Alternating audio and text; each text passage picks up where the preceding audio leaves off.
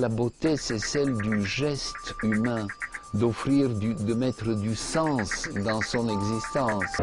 Je dois d'abord préciser que la beauté en question n'est pas la beauté des fleurs ou la beauté du ciel couchant, mais quelque chose de plus profond qui concerne notre existence même. C'est le sens que Dostoïevski avait mis dans cette formule qui figure dans L'Idiot, un de ses romans, où le prince Mychkine l'emploie à 2 reprises, la présente comme une de ses devises, comme une règle de vie. Et mon livre, je vais d'abord dire un mot de mon livre avant de revenir au fond de la question. Mon livre raconte comment quelques grands artistes, poètes, essentiellement écrivains, de la fin du 19e siècle et du début du 20e siècle, ont interprété cette formule, ont cru pouvoir dédier leur existence même à la création de beauté. Oscar Wilde d'une certaine manière, Rainer Maria Rilke d'une autre, Marina Tsvetaeva d'une troisième encore. Et dans les 3 cas, c'est une catastrophe qui est le résultat de ce choix. Donc c'est une chose inquiétante en fait pour cette formule, puisque on a l'impression que cela conduit à la dépression, à la déchéance, sinon au suicide.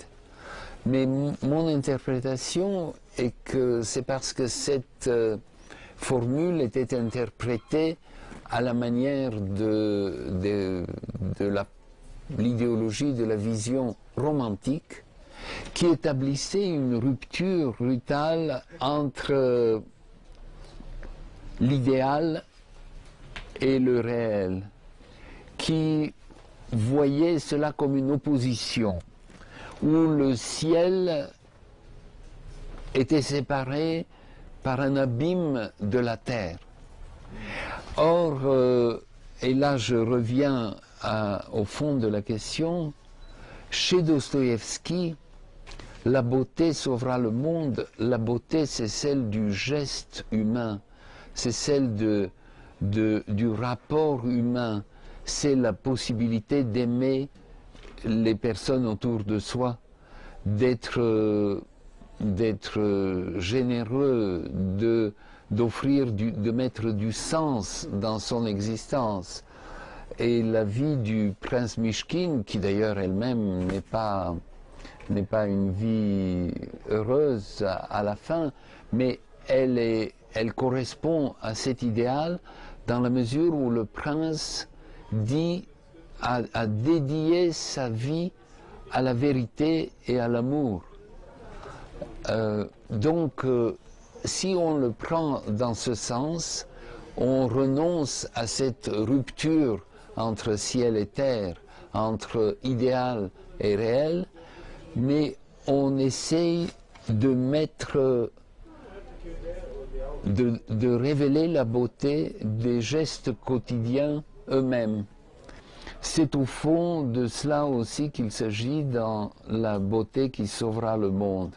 C'est parvenir à charger de sens et de vérité les gestes les plus quotidiens, nos rapports avec les personnes que nous côtoyons, avec notre métier, avec nos enfants et donc aussi avec notre travail.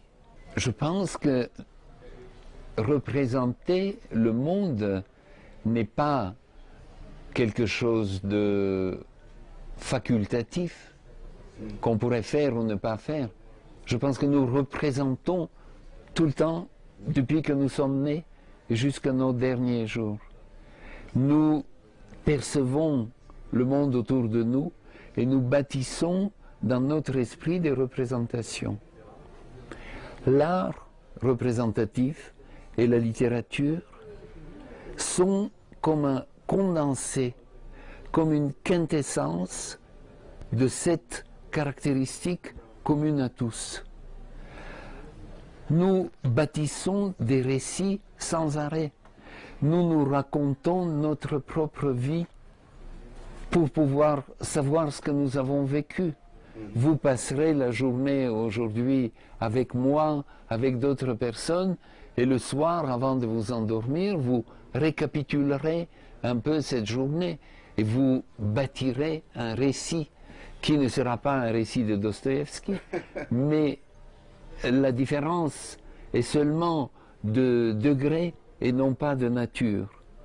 Nous sommes tous des fabricateurs de récits, de fabricateurs de poésie aussi, parce que nous cherchons à trouver les mots les plus justes de notre expérience, pour désigner notre expérience. Et nous ne sommes pas tous des peintres, en tout cas je suis un peintre degré zéro, mais nous avons tous des représentations mentales que certains d'entre nous sont capables d'extérioriser. Pour parler un peu plus concrètement de la littérature, qui m'est plus proche et qui aussi est plus universelle encore que la peinture, contrairement à ce que pensaient les romantiques, je crois qu'il y a une continuité ininterrompue entre les formes d'art les plus populaires, les petites plaisanteries que nous échangeons, que nous pouvons entendre, les récits que quelqu'un peut nous faire dans la rue, et la maîtrise qu'un écrivain peut trouver dans ses œuvres. Donc, il y a une continuité du quotidien au sublime et non pas de rupture.